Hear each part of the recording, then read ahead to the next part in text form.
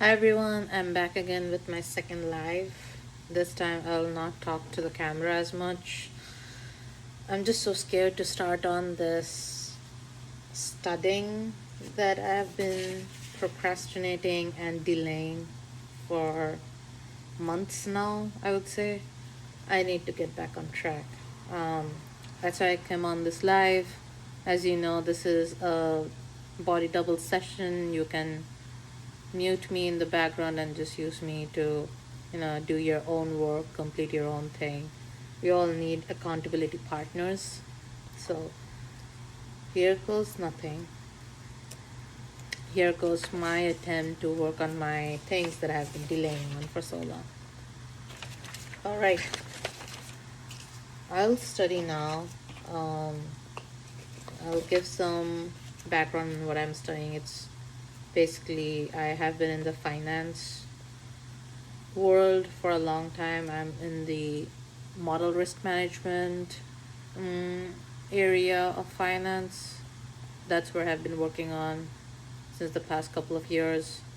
And I want to strengthen my knowledge and skill sets, I would say, um, because the world has changed a lot, the interview process has changed a lot, and req- they would require more rigor in what I know.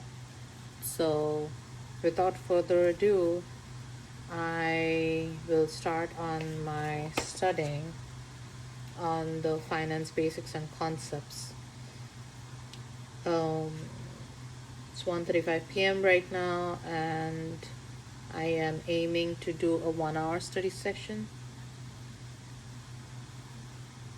My I'm looking into Bionic Turtles study notes for FRM Part 2. Um, my work was mostly on what FRM Part 2 seems to have. Now that will help me to, brush up on stuff. So I'm better at talking about the nitty gritties during interviews. So yeah, it's 2 minutes 27 seconds now. I should stop talking and start focusing on studying. All right.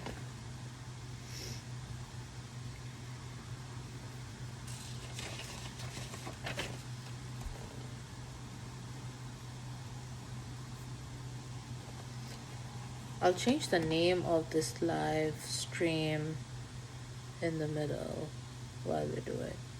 Oh, the live stream is already. Oh, amazing. I love this app. The name that I used for yesterday's session is already put in here.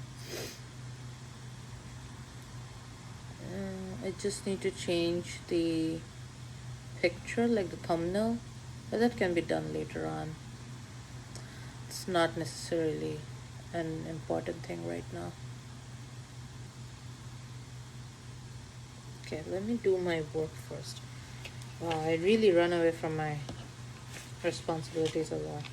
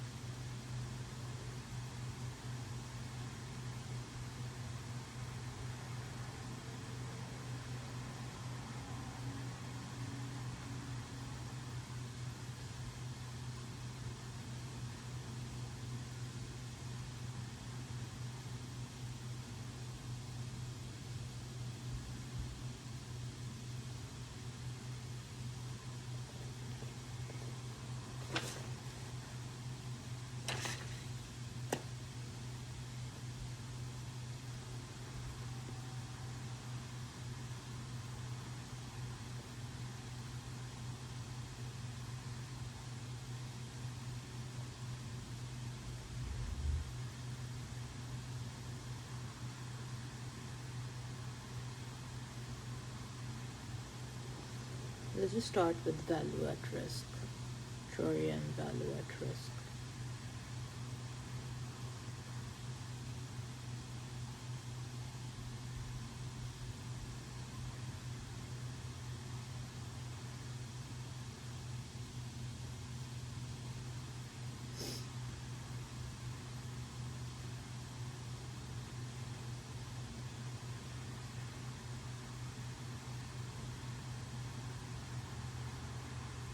I would say I would need to understand and brush up on the basics before jumping on to backtesting value at risk.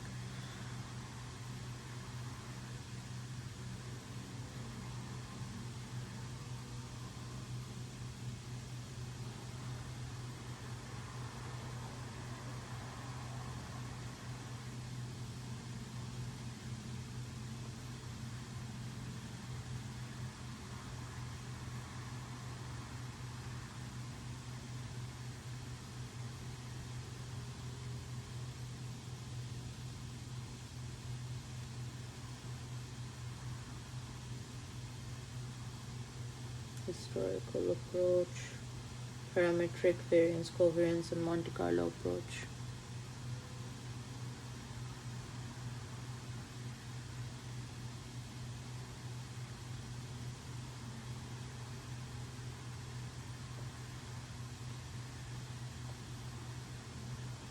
Okay. Alright, let's do one section and complete it. Let's not be so scared.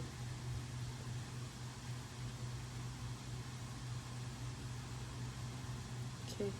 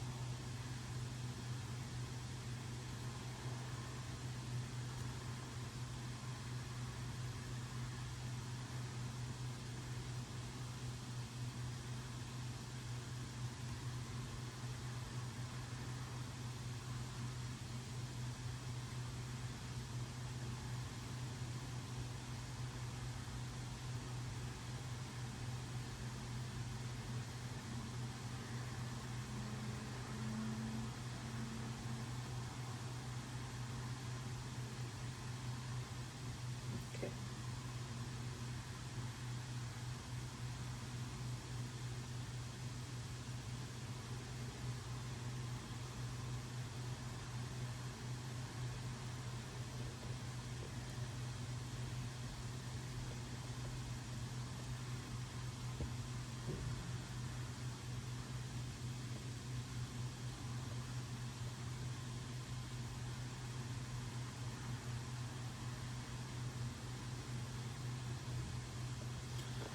Okay. I think I need to read out loud and start taking some notes down.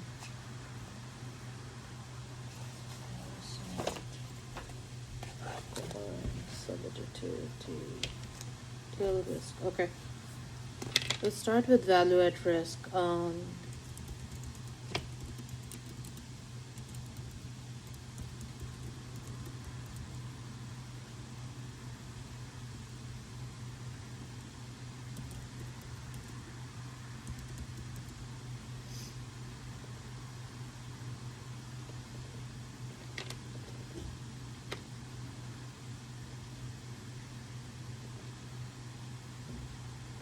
Okay, so value at risk, aka VAR, is a market risk measure that estimates the loss level a portfolio is expected not to exceed over a given time horizon at a chosen confidence level. So, for example, 95% VAR is the loss threshold such that only 5% of outcomes are worse over that period. 95% VAR is a loss threshold. So let's say there's a portfolio outcome. Um, Diagrammatically, and then it can only go so low, like that is the loss threshold. 95% VAR is a loss threshold such that only 5% of outcomes are worse over that period. Only 5% of outcomes, 95% VAR, value at risk, are worse over that period.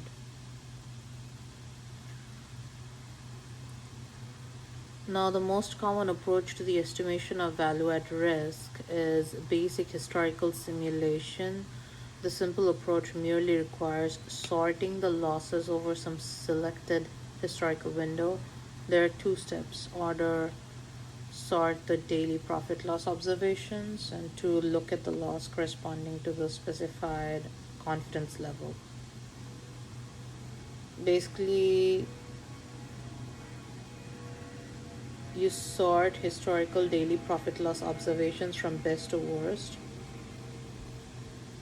Historical daily profit loss observations from best to worst, and then pick the loss corresponding to the confidence level. It gives the rule. So, more generally, if we have n observations and our confidence level is alpha, we would want 1 minus alpha into n plus 1 with highest observation. Then pick the loss corresponding. So it gives the rule that with n observations and confidence level alpha, you look for the 1 minus alpha into n plus 1 with highest loss observation. Highest loss observation. So for example, if there are n observations according to the writer, who's not the only valid answer for n is put 1,000 jury and returns 50th worst observation as the 95% VAR. Further, others might select an interpolated value between the 50th and 51st. And the distribution is discrete. VAR can be ambiguous if it falls in between beans, so to speak. Okay, for example, if we have n observations according to Dow, the 95% VAR is the 0.05, which is 1 minus alpha with the confidence level. So 95% VAR means 5%, so 0.05 into n plus 1 at highest observation. Assume we have 1,000 loss observations and we want the 95% confident VAR. 1,000 loss observations and we want the 95% confident VAR. Because the confidence level implies a 5 percentile, we know that there are 50 observations in the tail, and we can assume the VAR to be the 51st worst loss observation. Assume we have n is equal to 500 loss observations, that is 2 years, each year with 250 trading days. We want the 99% confidence VAR because confidence level implies a 1 percentile. We know there are 5 observations in the tail, and we can assume the VAR to be the 6th worst loss observation. Okay, so with 1,000 loss observations, 95% confidence, VAR is the 51st worst loss because 5% of 1,000 is 50. So 50 observations lie in the tail. So 50 outcomes are already bad. And the next one sets the threshold. With 500 observations and 99% confidence, the VAR is the 6th worst loss because 1% of 500 is 5. How bad? So simple way to think about it is, how bad can losses get on a typical bad day, excluding the very worst tail events? How bad can losses get on a typical bad day, excluding the very worst tail events? VAR gives that cutoff, but it does not tell you how large losses are beyond that cutoff. That is why expected shortfall is often discussed alongside VAR. Expected shortfall. Okay.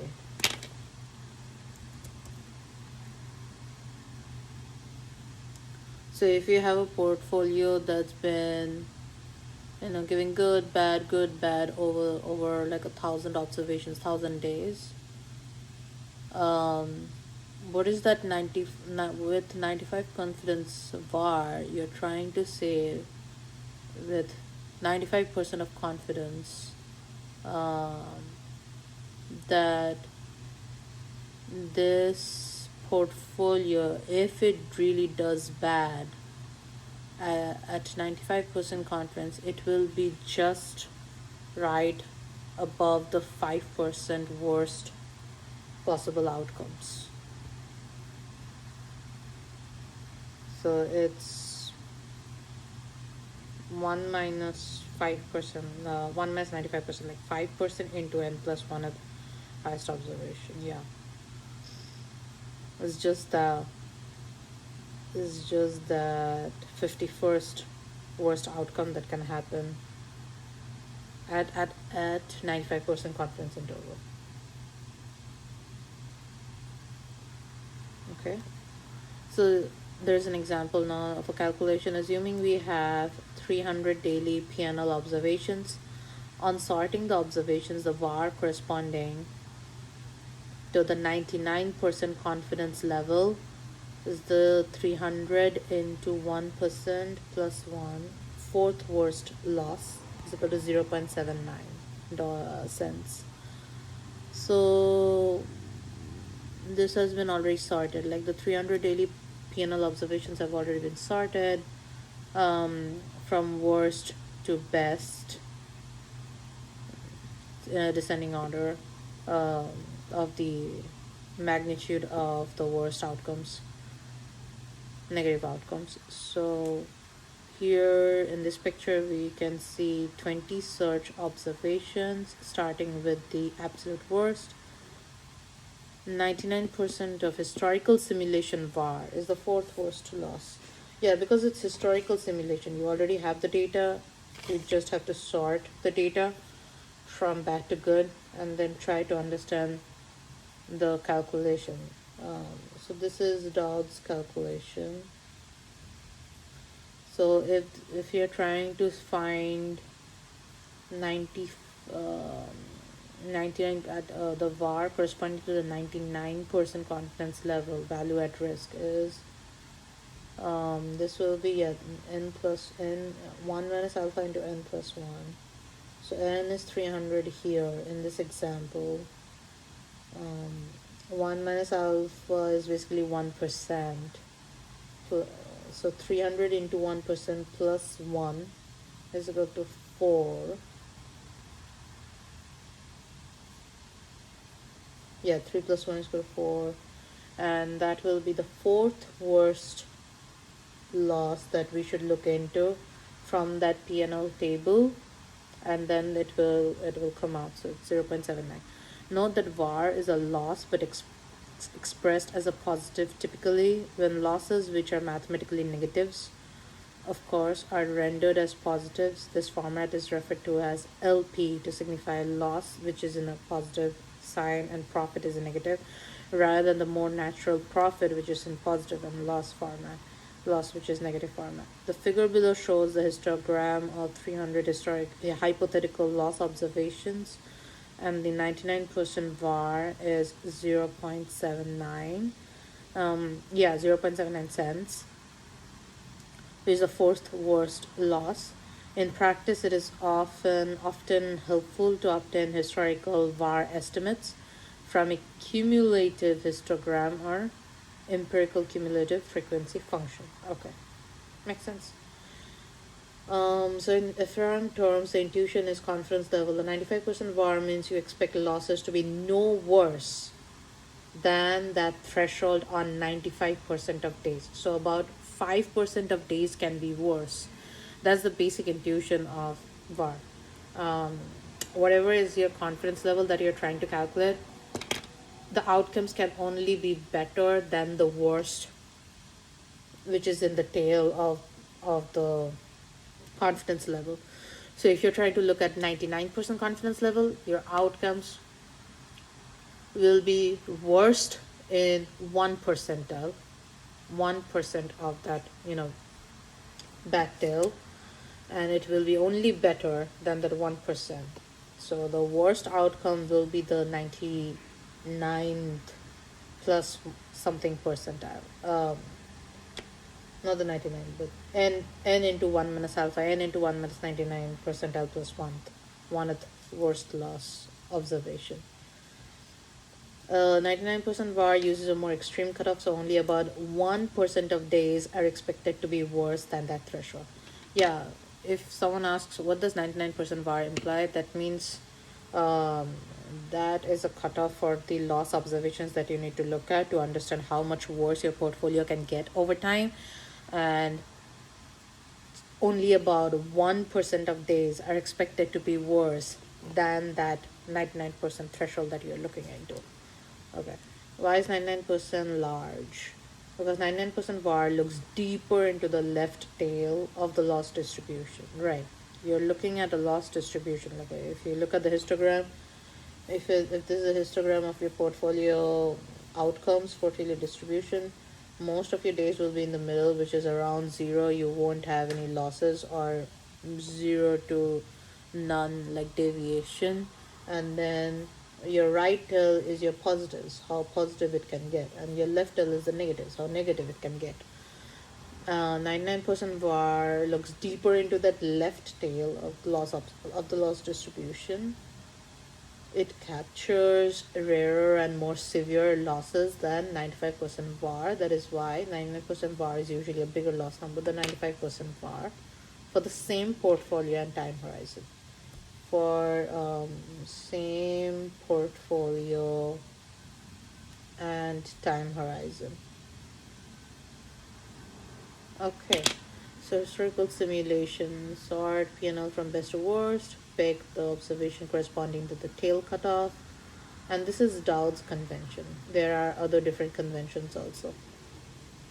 1 percentile means 5 observations lie beyond the cutoff, so VAR is the 6th worst loss.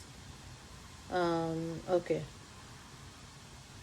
Portfolio is expected to lose no more than X over the holding period, except in about 1% of cases. Also remember that VAR gives the cutoff point, not the average loss beyond that cutoff.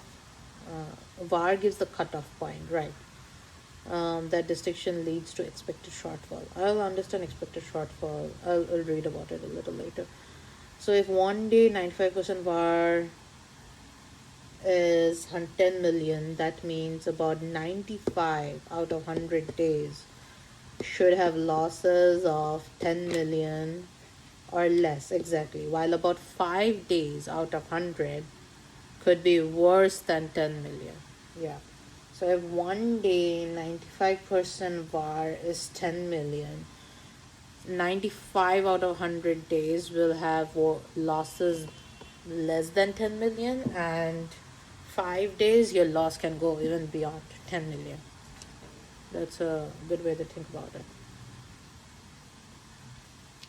Okay, estimate VAR using a parametric approach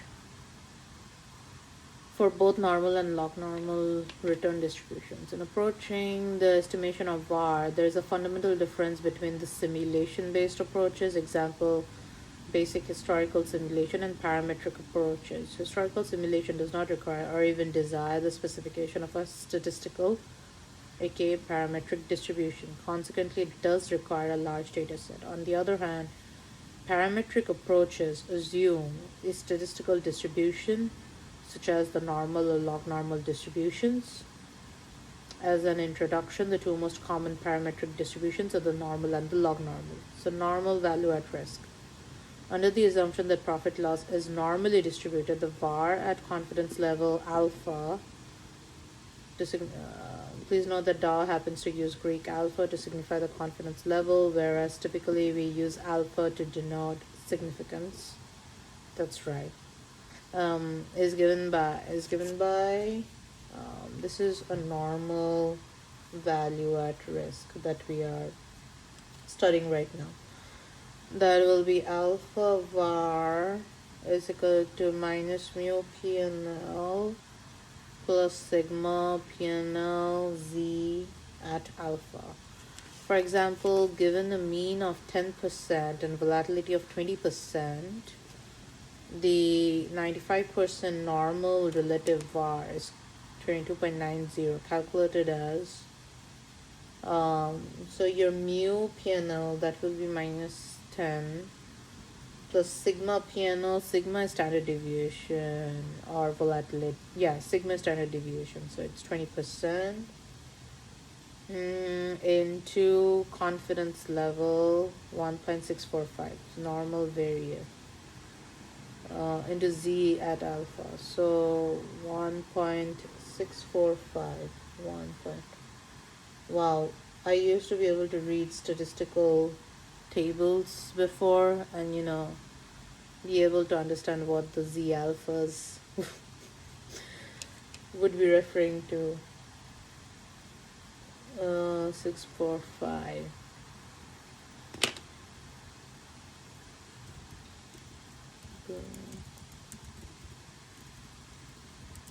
From the normal and normal tablet risk calculations.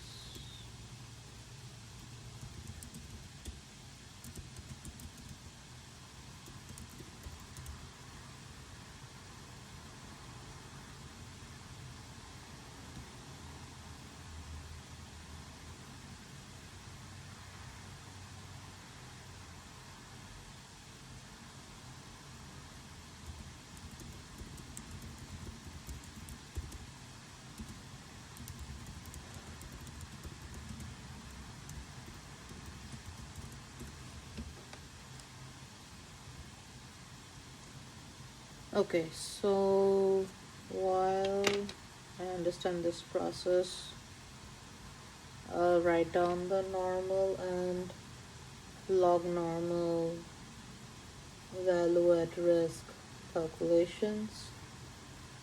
Alpha var is equal to, for the log normal, it will be probability related. So probability of t minus 1, 1 minus e to the power mu r minus sigma r z alpha.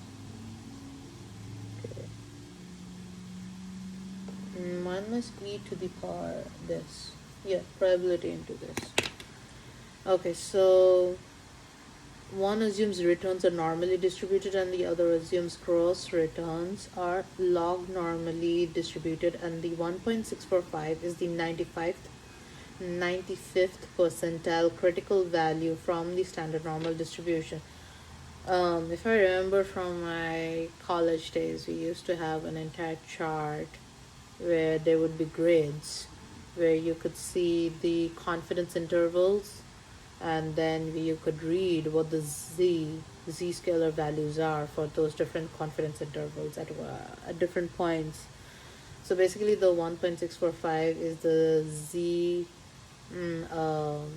value, like the normal deviate value for the confidence level being 95%, and because there's a normal distribution. If it was a different distribution, the z value would be different. I forgot what the actual calculation is, like how that used to come out. Used to be so good at statistics. I'll have to bring back the brain. Okay, for the normal case, the page uses relative var as var is equal to minus u mu plus sigma z. Yeah, this is a basic statistical calculation for normal distribution, for normal cases.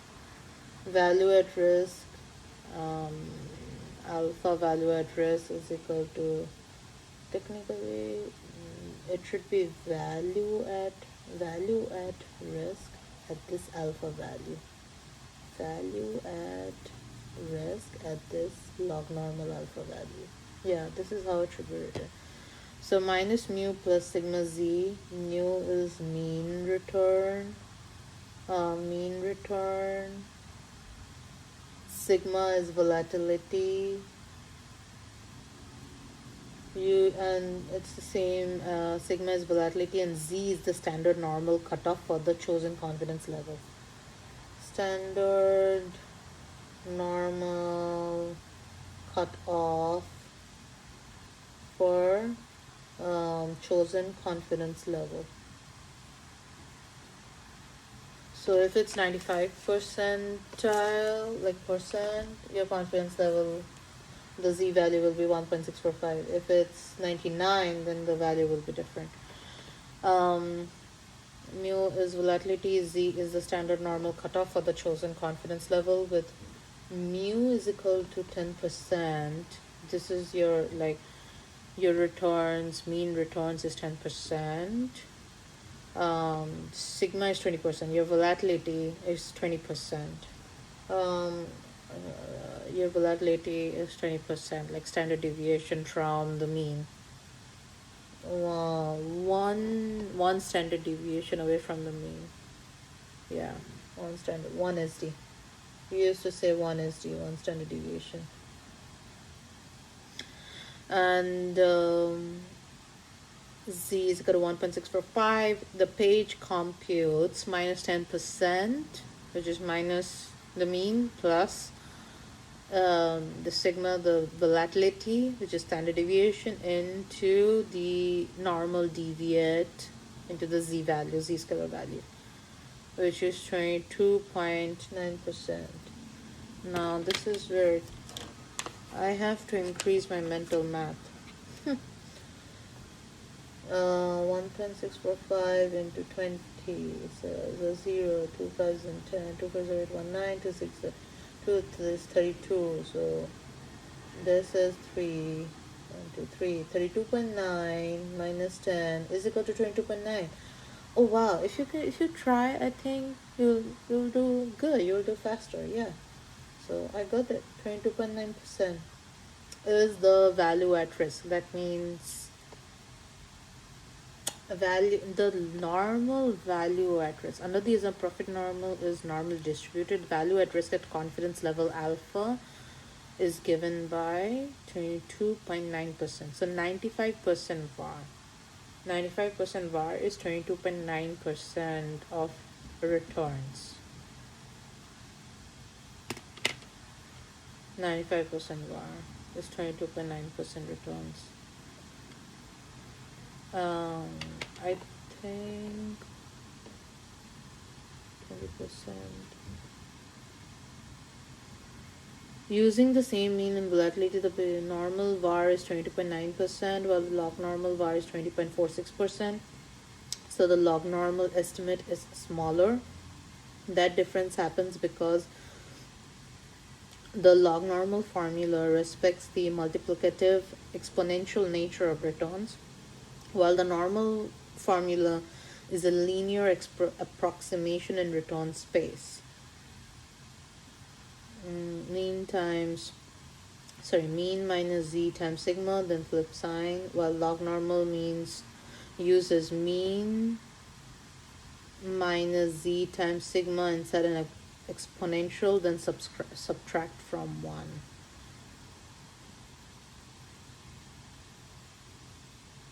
But that's the probability of that, right? PT minus 1? I don't know. Okay, let me see. What does 22.9% imply? That means negative 22.9, and that the portfolio worst outcome 5 days out of 100 will be worse than 22.9 than negative 22.9%. I love AI. I love using AI. This has been a game changer for studying. The 22.9% var is usually reported as a positive loss amount, but it corresponds to a return cutoff of minus 22.9%. That is very important. Mm, that means the fifth percentile portfolio return is minus 22.9%. At 95% confidence, the interpretation is there is a 95% chance the portfolio return will be better than or equal to minus 22.9%, and a 5% chance it will be worse than minus 22.9% under the model assumptions on the page. Yes, so about 5 days out of 100 could have returns worse than minus 22.9%. VAR itself is often quoted as 22.9%, not minus 22.9%, because it is being represented as the size of a loss rather than as a signed return. So this is the size of a loss. And that's why they're only looking at the magnitude and they're not looking at the sign. Yeah, because if you put a sign in front of that var value, that means you're trying to express it as a portfolio return. But if you only want to look at the percentage of loss that can happen on the portfolio over the worst days from that confidence level, whatever confidence level you take, then it means yes, it will be like a positive sign. You're not trying to look at the returns magnitude. You're just trying to look at the percentage of loss, the magnitude of loss that can happen. The associated return threshold is negative, but the VAR number is the positive magnitude um, of that downside cutoff. It does not mean minus 20.9% is the worst possible outcome. No, it can go way worse than minus 22.9%. Minus 22.9% is the cutoff threshold, and 95 days out of 100 days, you will be better than minus 20.9%. That's what it means. It is the cutoff between the best 95% of outcomes and the worst 5% of outcomes. So some losses in that 5% tail can be much worse. Yeah, the 1 day 95% VAR of 22.9% means the portfolio is expected to lose more than 22.9% on about 5% of days. Equivalently, the fifth percentile return is minus 22.9%. So example, if the portfolio is $1 million, or 22.9% VAR means the 95% VAR is $229,000. 22.9% VAR, yeah, that is negative 22.9%. 22.9% value at risk means the 95% VAR is 229,000. So on about 95 out of 100 days, the loss should be less than 229,000, right? And on about 5 out of 100 days, the loss could exceed 229,000. So this is the loss amount. Okay. Would you like me to draw the bell curve intuition? No, that's okay. I don't like that. Log normal value at risk, assuming a mean of 10% and volatility of 20%. Assuming a mean of 10% and volatility of 20%, then 95% log normal var is 20.46. So basically, here it's mean of 10% minus 20 into 20%, that is the standard deviation, into 1.645. This is an exponential value, and then 1 minus e to the power this, and 1 minus exponential of this. So mean 10%, standard deviation 20%, confidence level 95%, 1.645 is normal deviate, and then 20.46% is the value. 20.46%. Okay. Example from 2017, part 2, FRM part 2, practice exam, question number 2. A risk manager is estimating the market risk of the portfolio using both the normal distribution and the log normal distribution assumptions. He gathers the following data on the portfolio. Annual mean is 15%. Annual volatility is annual mean, okay?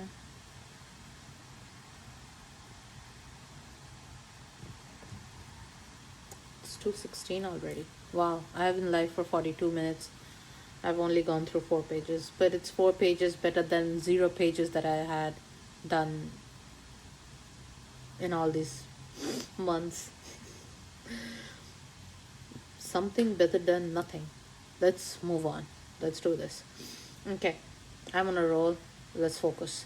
A risk manager is estimating the market risk of the portfolio using both the normal distribution and log normal distribution assumptions. He gathers the following data on the portfolio: annual mean 15%, annual volatility 35%, current portfolio value is equal to 4.8 million euros, trading days in a year 252. Which of the following statement is correct? Log normal 95% is less than normal 95% VAR at 1 year holding period by 7.91%.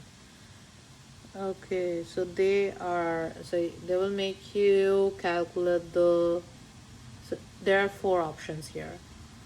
Within the 4 options, the first 2 options, you have to calculate the normal 95 and the log normal 95. And at different holding, there is a 1 day holding period, there's a 1 year holding period. And you have to calculate the difference between those. Now for options C and D, you look at the log normal 99 versus the normal 99 at 1 day and 1 year holding periods, and you try to see the difference between those two.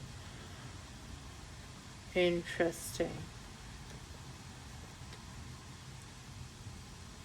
And then they do like a breakdown of the calculation, like how they got that. Okay. All right. Liquidity adjusted VAR. Interesting. So let's just write down the numbers that are already there in the practice question in this example. So there's an annual mean, and you have to understand that it's written annual. It's not written 1 day. Um, so this is critical point. There is an annual mean of 15%. There is an annual volatility of 35%. So current portfolio value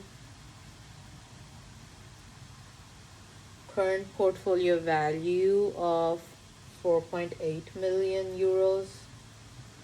Trading days in a year are 252 trading days.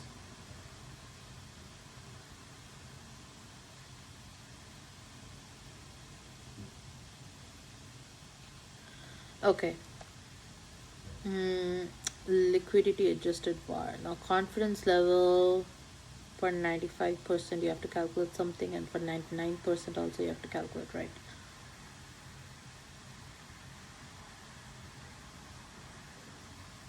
Okay, before looking at the numbers, let's just look at what they have written. From the table on the previous page, the daily return is annual return divided by 252. Right. So first, daily return, annual mean was 15%. So your daily mean return will be 15% divided by 252.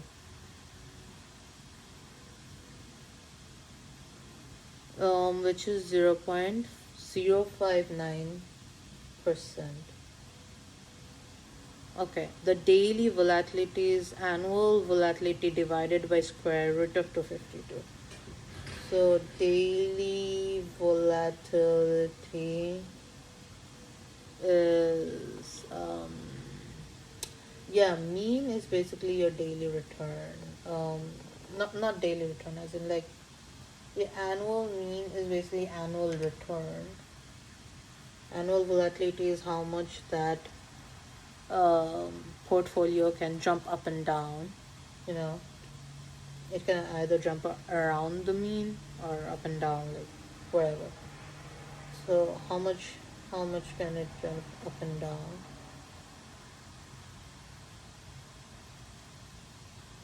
35% divided by square root of 252 is 2.2.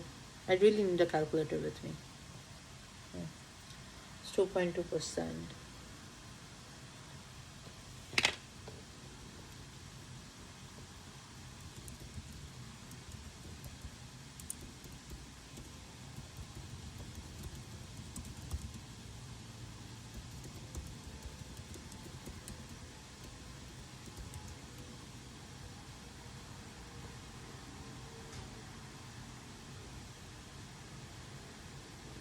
tend to fluctuate around the average return. It is being used as the standard deviation of returns. The page specifically converts annual portfolio volatility into daily volatility using 35% divided by root over 252. In return terms, if expected return tells you the center of outcomes, so volatility tells you the typical spread around that center. If expected return tells you the center of outcomes, volatility tells you the typical spread around that center. Higher volatility means portfolio returns are more dispersed, so both upside and downside moves tend to be larger. Yeah. Scales it to a 1-day volatility of 2.2% by dividing by root over 252 using 252 trading days in a year. That daily volatility is then plugged into the VAR formulas together with the daily mean return and the Z value 1.645. The normal VAR formula, volatility is the term that gets multiplied by the Z-score. So larger volatility directly increases VAR. On the page, 1-day normal 95% VAR is calculated as minus 0.0592%, which is the daily 1-day mean which is the 1-day mean that was calculated from the annual mean, plus the daily volatility, which is calculated from the annual volatility, into the normal deviate value, the Z value 1.645, which is for 95%. So 1-day normal 95% VAR is minus that 1-day mean plus 1-day volatility into 1.645 is equal to 3.57%.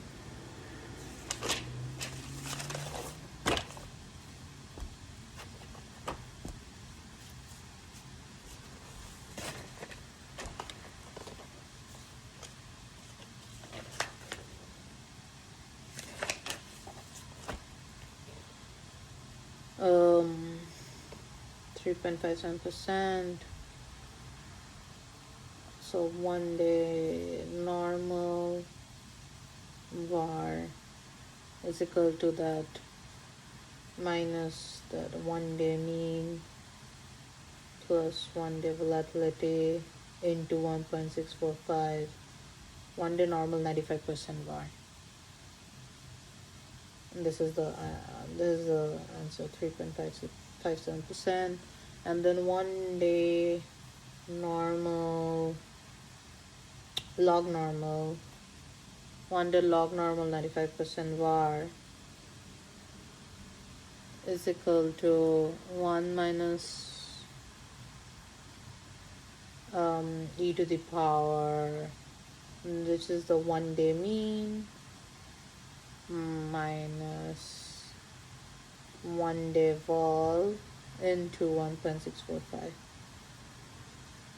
and that will be 3.51%. So the difference between normal and log normal 95% VAR at 1 year holding period is 0.063% at 1 year holding period. So 1 year holding period difference is 3.57 minus 3.51.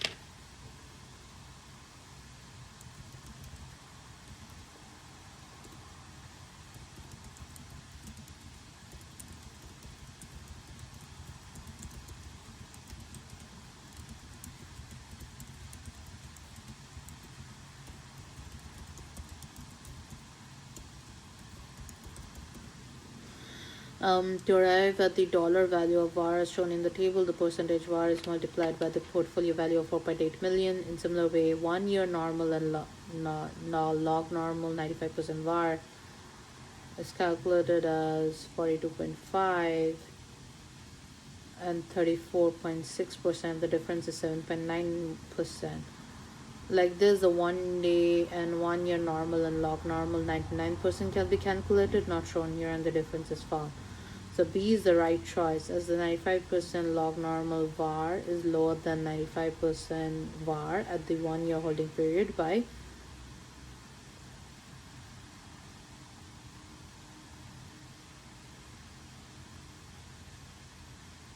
so the difference between 1 year holding period,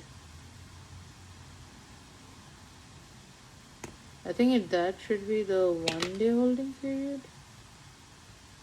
Shouldn't say 1 year. Yeah, it should say 1 day holding period.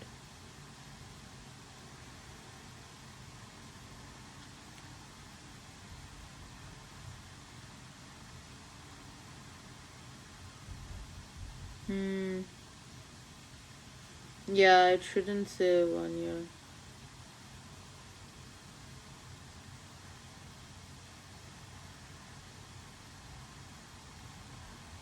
Yeah, there's a typo here. So difference between this and the 1 year. This is not a 1 year holding period. This is 1 day holding period. Oh wow, even they have typos.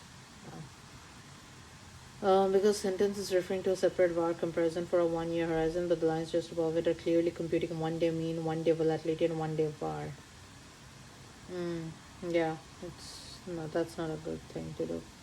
Page first converts the annual inputs into daily inputs, and then uses those daily numbers to calculate 1 day normal 95% var and 1 day log normal 95% var.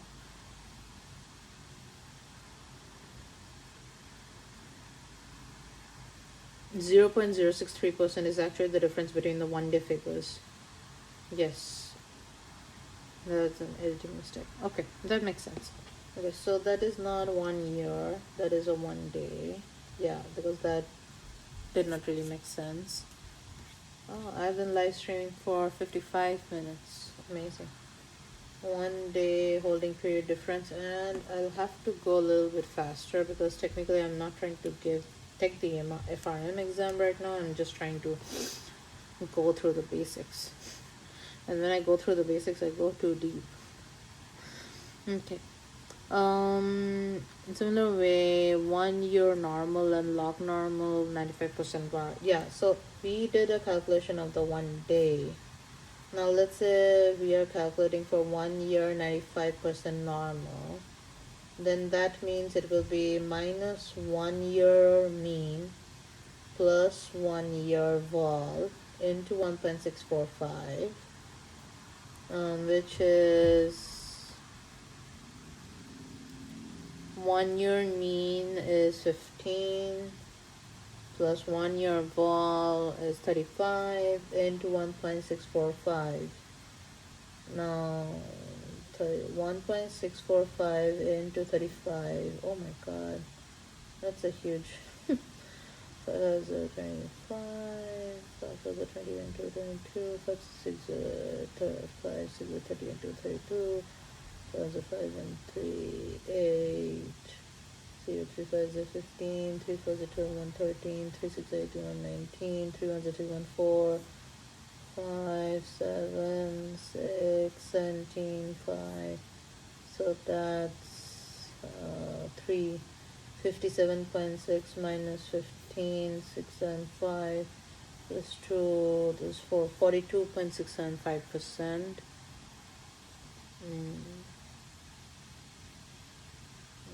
That didn't come out as 42.675. That came out as 42.570. Oops, I did some wrong calculations somewhere. Confidence is 95. Price per share 48. Number of shares, let's say 100,000. Wealth is equal to W is equal to P into N, 4.8 million. Okay, mu, volatility sigma.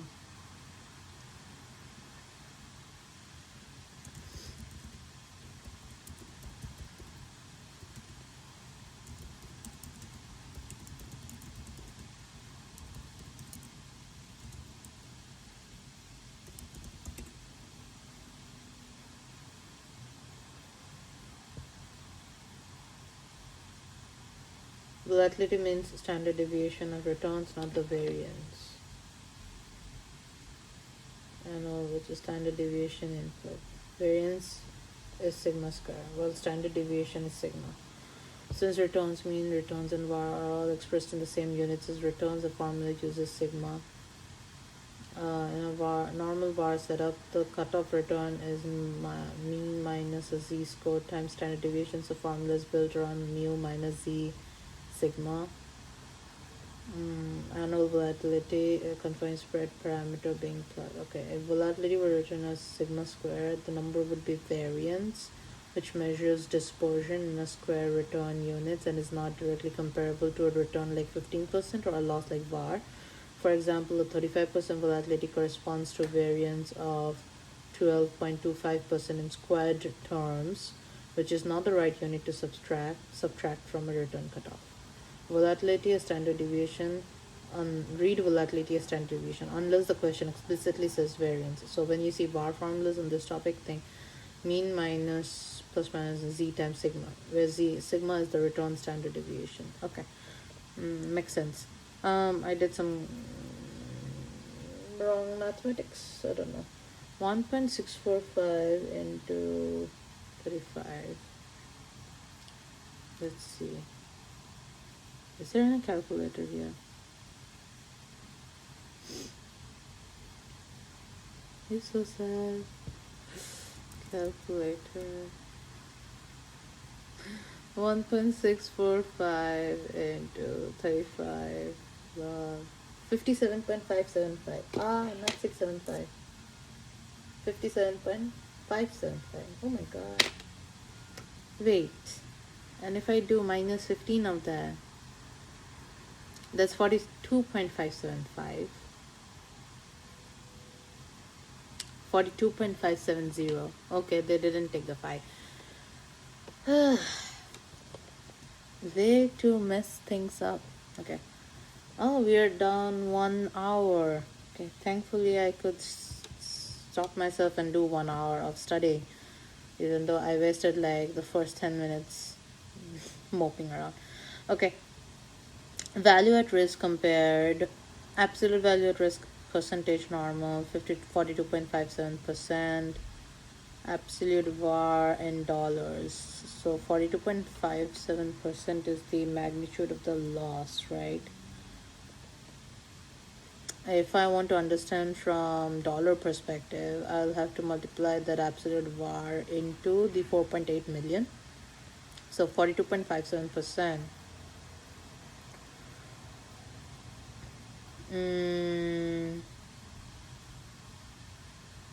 Into 4.8 mil divided by 100 is 2.0436. Yeah, 2.04 million.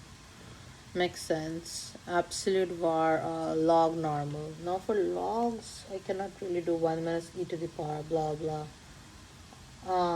from my brain like that. So we'll just have to know that this calculation will give out this kind of a value, 34.669%.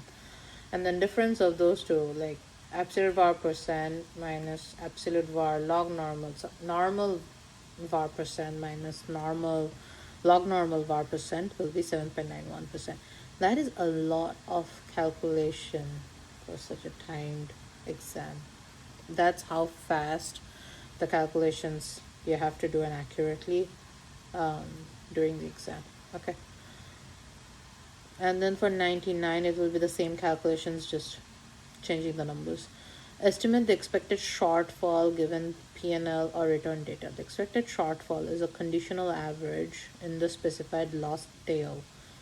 The expected shortfall is the average of losses conditional on the loss exceeding the specified probability threshold. If we seek the 95% expected shortfall, then we seek the average of the 5% tail. Importantly, it is defined by the probability threshold. Example, 5% or 1%. It is not defined by the quantile threshold, and therefore the expected shortfall does not depend on any var. For example, we do not care about the 95% var, which might be ambiguous in a discrete distribution when calculating the 95% expected shortfall, which is never ambiguous. For example, assume that we sort the most recent 100 daily losses in LP format, where loss is positive and profit is negative. So the worst six are just displayed below. Okay, worst six losses are displayed below. So we have that extreme left factor. If we seek the 97% expected shortfall, then we want the conditional average of the worst three losses. Okay, count is 100, and therefore 97% expected shortfall means you only have to look at the worst three losses because the count is 100. So you look at the worst loss, the second worst loss, the third worst loss, you add them up and then divide by 3 to get the mean of the worst three losses, which is 54.65. Is the 97% expected shortfall because it is the equally weighted, in this case, average of the worst 3% losses. If we seek the 95% expected shortfall, then you'll need the conditional average of the worst 5 losses. That is 95% expected shortfall. It's the equal weighted average of worst 5% losses. Bear in mind this is a discrete distribution, but the same concept applies to a continuous distribution. Expected shortfall can also be estimated as the average of tail vars. In many cases, it will be easier to estimate the expected shortfall as an average of the tail vars. Keep in mind this method employs vars to approximate the expected shortfall. In this approach, we simply slice the tail into n slices, retrieve the var for each slice, and take the simple average of the vars. This will return an approximation for the expected shortfall, and the approximation gets better as the number of slices increases. Wow, that was a mouthful. So either you can, long story short, either you can calculate the expected shortfall directly from the tail outcomes, which will basically the equal weighted average of the tail outcomes. Expected shortfall. One method of calculation. Another method of calculation is you take an average of the var approximations. Interesting.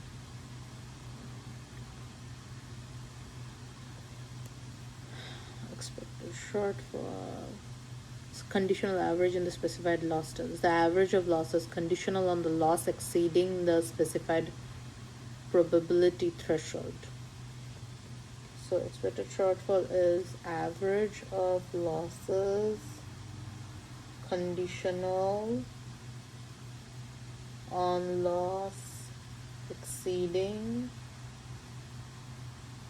specified probability threshold.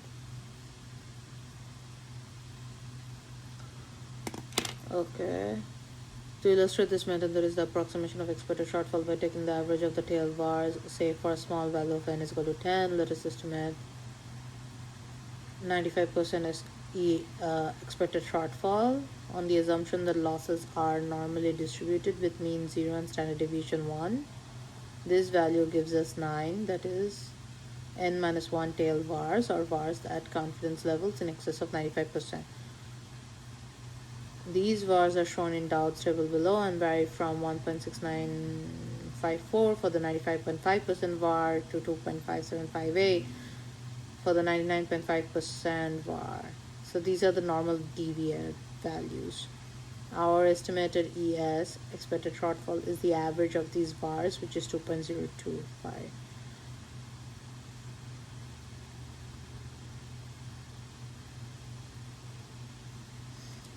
So Dowd's table 3.1, 2.2. So it says estimating expected shortfall as weighted average of tail vars, confidence level 95% tail var. So with every confidence level increasing, the tail var, like the value at risk, also increases. Yes, because the worst outcomes becomes become more worser. I don't think there's a word called worser, but whatever. Average of tail vars 2.025. Inspired estimates as function of number of tail slices. Estimates as estimated years as weighted average of tail vars.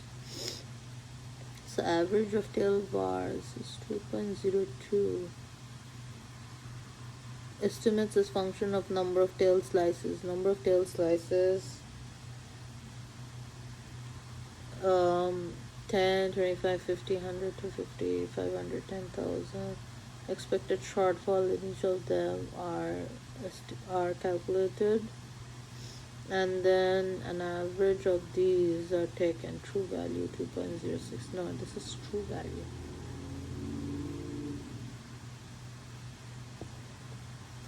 Define coherent risk measures. Subadditivity, monotonicity, positive homogeneity, translation invariance. Oh wow. Oh, now calculus is coming in. Amazing.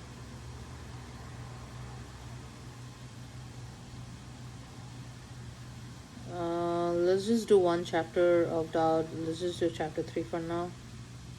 And let's finish this, because I really want to finish what I start. This was my New Year's resolution. I finish what I start, and I have 50% battery. Okay, let's do this a little faster.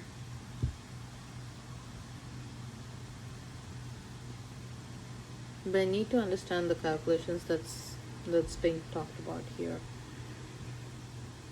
Break down the estimations being calculated in this page.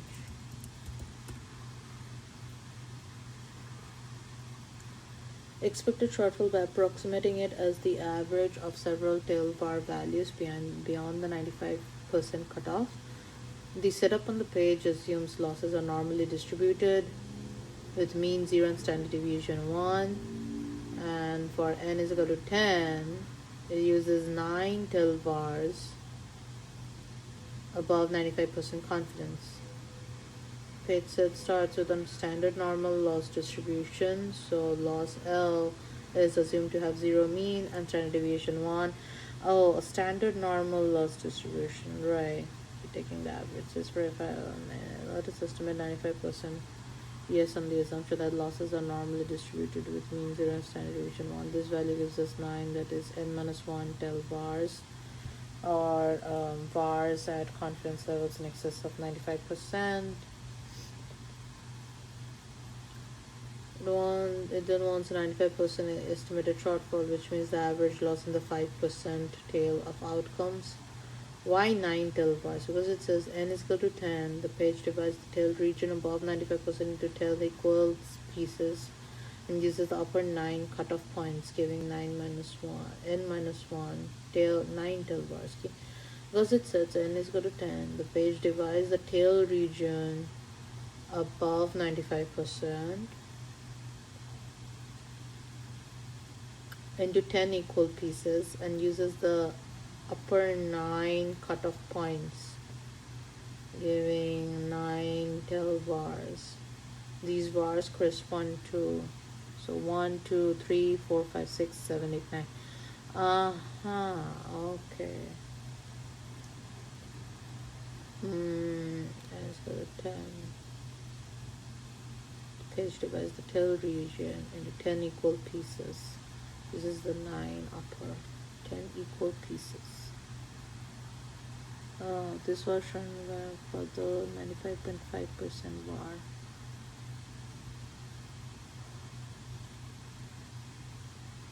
One, two, three. Interesting.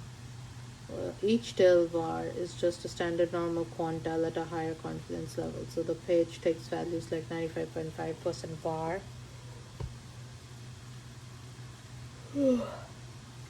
Wow. 1 hour, 12 minutes, and I'm already yawning. So page takes values like 95.5% vars, go to 1.69 6954 and continues up to 99.5% var is equal to 2.575a. Each number is the z-score satisfying the cumulative probability under the standard normal distribution. Yes estimate. The expected shortfall is then the simple average of those 9 tail bars, and the page reports that average as 2.025. In other words, instead of integrating over the full worst 5% tail exactly, it approximates the tail average by averaging representative var cutoffs inside the tail. var at 95% gives only the threshold where the worst 5% begins.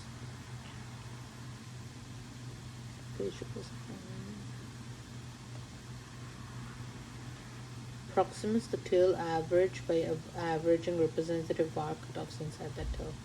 var at 95% gives only the threshold where worst 5% begins, while ES asks for the average severity once you're already in that for worst 5%. This page is a numerical approximation. Average several increasingly extreme tail cutoffs to approximate the compact way to think about it is 95% var where the back tail starts, 95% expected shortfall average loss when you're inside that back tail. This page estimates expected shortfall by averaging 9 tail vars between 95.5% and 99.5%.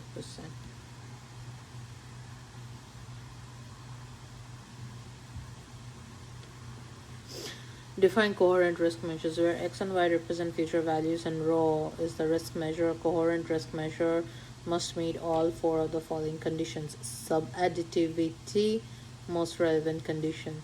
Rho of x plus y is less than or equal to rho of x plus rho of y.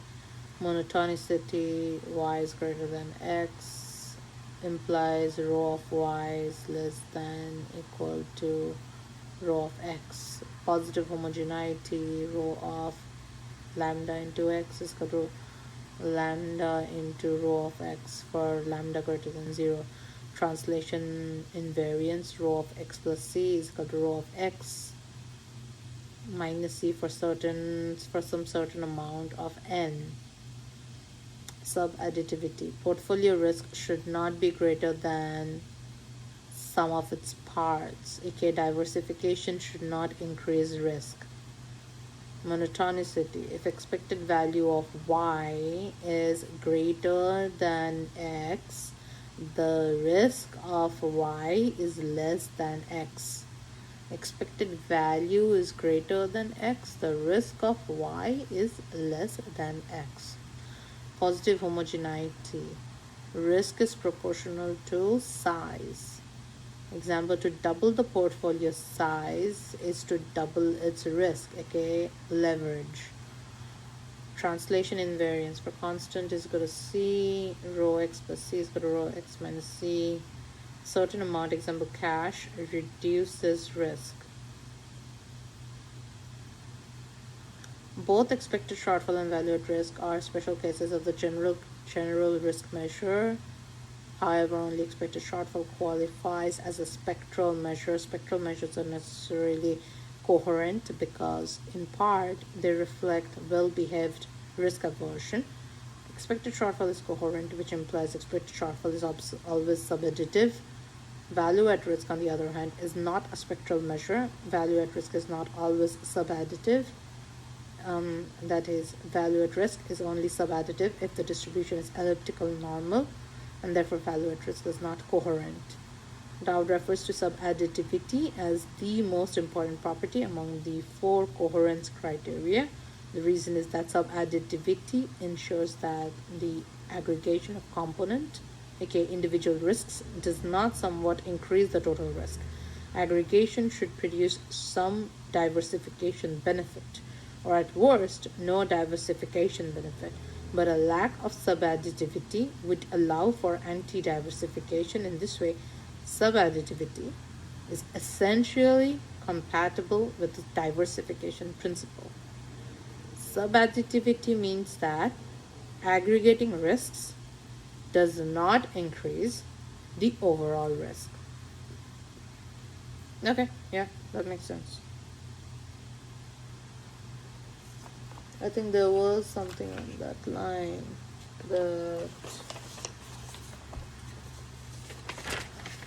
var historical parametric variance covariance Monte Carlo coherent risk measures. Why var is not coherent? Sub-additivity tail risk.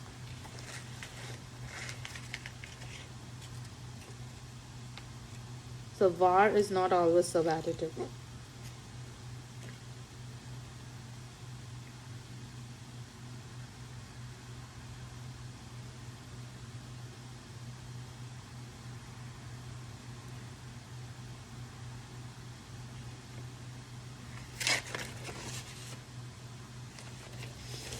Estimate risk measures by estimating quantiles. Coherent risk measures can be estimated using modifications of the average var method. Recall that a coherent risk measure is a special case of general risk measure, which itself is a weighted average of the quantiles denoted by QP of the loss distribution. So M phi is equal to 0 to 1 phi of P QP dP, where the weighting function or risk aversion function phi P is specified by the user, specifically the class of spectral risk measures. Spectral risk measures? Class of spectral risk measures that use this above function but under certain conditions, specifically non-negativity, normalization, and weakly increasing. Spectral measures are coherent. The spectral risk measure can be estimated as a weighted average of the quantiles. Spectral measures are coherent. Okay, but var is not coherent, right? Because for coherent risk measures, you need to have sub-additivity to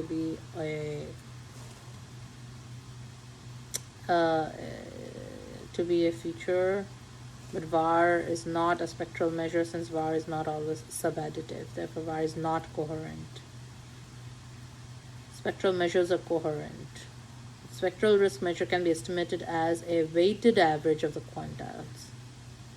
In Dahl's example, see table 3.3 above, through below. This is a weighting function that assigns progressively greater weight to higher confidence levels, quantiles. The quantile is multiplied by the weight, and the summation gives the approximate risk measure. As illustrated, we can conclude the following. With n is equal to 10, we have n minus 1, 9. That is n minus 1 loss quantiles or vars spanning confidence levels from 0.1 to 0.9 as shown in the second column. Estimating exponential spectral risk measure as weighted average of vars. Exponential spectral risk measure. So there is confidence level 10 to 90%, that is gamma 0.05. Normal deviate weight, so normal deviate into weight. For 10% is minus 1.28. Makes sense, it's slowly decreasing because for 5%, for 95% it's 1.645. So and normal distribution means around the zero, the z values are the same for the specific confidence level, irrespective of whether it's negative, positive.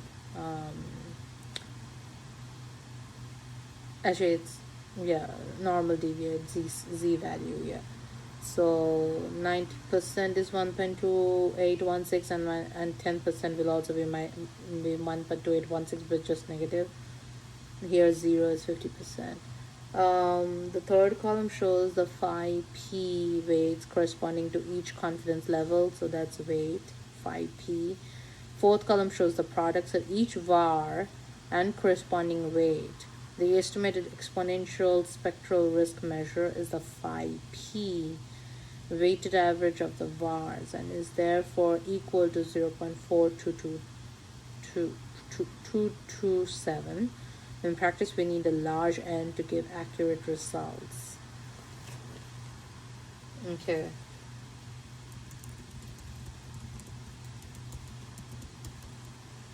Spectral measure.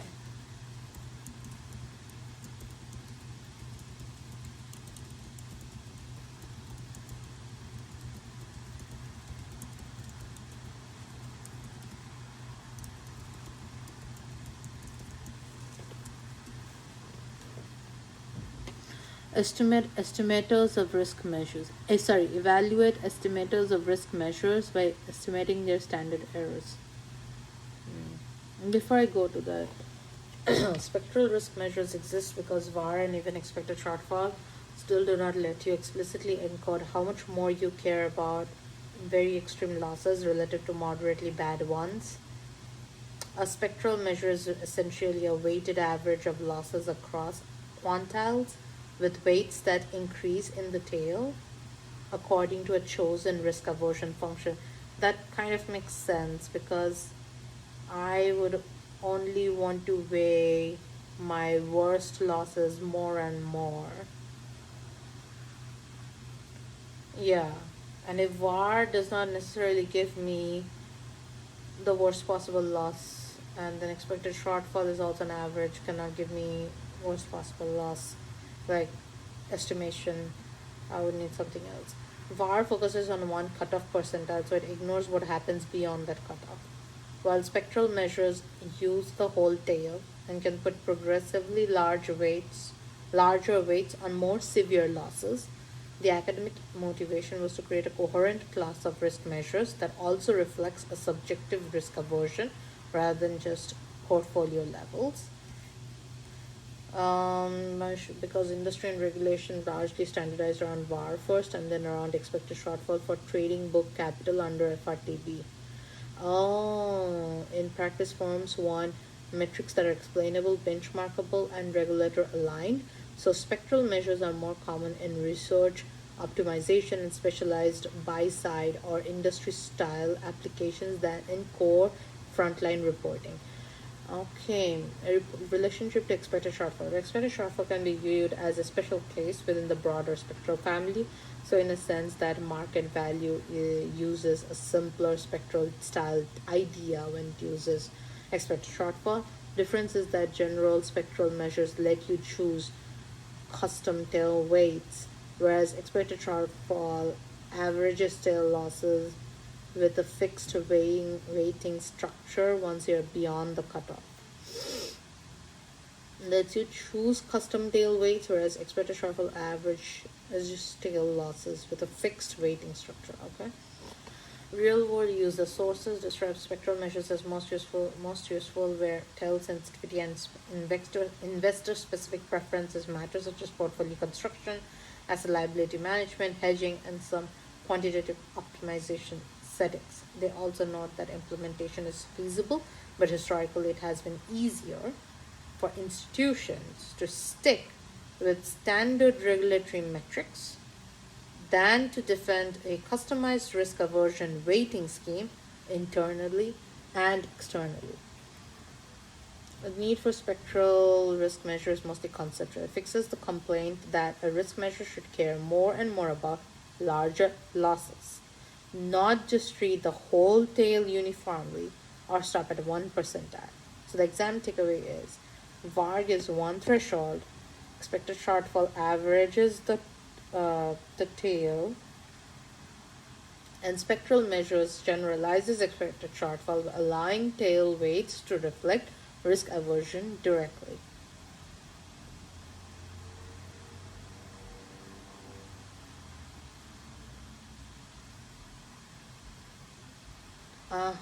Based on how risk averse I am. Yeah, if I am extremely risk averse, I would give more weights to the far largest losses, far worst losses, than I would give weights to losses that are okay and near the VAR cutoff threshold. So, one way to evaluate the precision of estimators of risk measures is with their standard errors, which in turn allow us to produce confidence intervals. We first consider the standard errors of quantile or VAR estimators. Suppose we have a distribution, we find its variance, and its square root is the standard. Oh, we find its variance, which is sigma square, and its square root is the standard error of a quantile estimator. Is equal to q minus 1.645 is e to the power q or exponential q. eq into EQ, comma Q plus 1.645 is EQ. Q minus this. Oh, I finally understood. Q minus 1.645 is EQ. Q plus 1.645 is EQ. Q minus 1.645 root over P minus 1 minus P divided by N divided by F of Q, comma Q plus same thing 1. Q plus, this is Q minus 1.645 root over of P minus 1 P into 1 minus P into divided by N the whole divided by F of Q, and then another is Q plus 1.645. So this is a range setting around the Q, root over of P1 minus P divided by N F of Q. Dow's example, suppose we wish to estimate the 90% confidence interval for a 95% var estimated on a sample size of n is equal to 1000. Var confidence P 95%, associated quantile Q 1.645, two-tailed confidence interval implied deviate 1.64. Had two-tailed confidence interval 90%, 90%, implied deviate 1.64. I have to read a little bit. Suppose we wish to estimate 90% confidence interval for a 95% var value at risk, estimated on a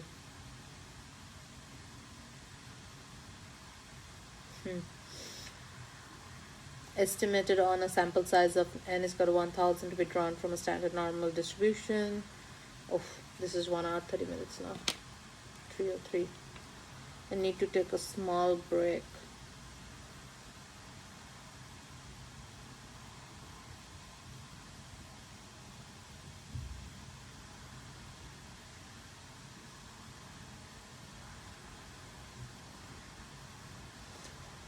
(95% var of a standard normal is 1.645. A 90% confidence interval for a quantile Q is given by Q plus minus 1.645 SEQ. Selection of bin width H is arbitrary. Our example to the right illustrates bin widths of 0.1 and 0.2, but 0.2 is too wide realistically. For bin width H is equal to 10 first column, we know Q fails in the bin spanning 1.645 plus minus 0.1 divided by 2. 1.595, 1.695. This is a range. The probability of a loss exceeding 1.695 is 4.5%, and the probability of less than 1.595 is 94.463%. The probability mass in the Q range by range is by 1 minus 0.045 minus 0.94 is equal to 1.032%. We then plug the relevant values into equations. This Q plus minus 1.645 SEQ to obtain the 90% confidence interval for the var as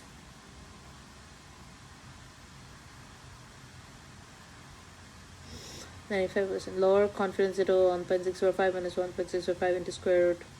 Oof, that's a mouthful. 3.6.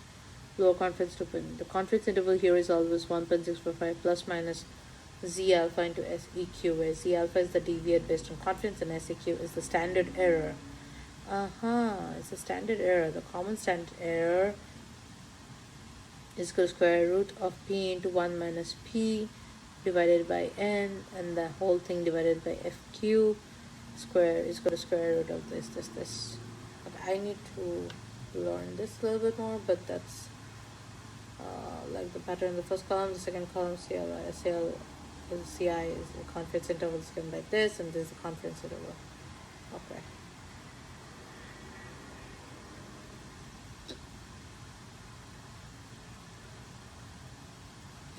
Okay, I would say this is a good effort. We are over 1.5 hours. I don't want to put too much pressure on me and not do anything. I'll come back on live again in the evening. I need to study for my AWS certification, so I will study that.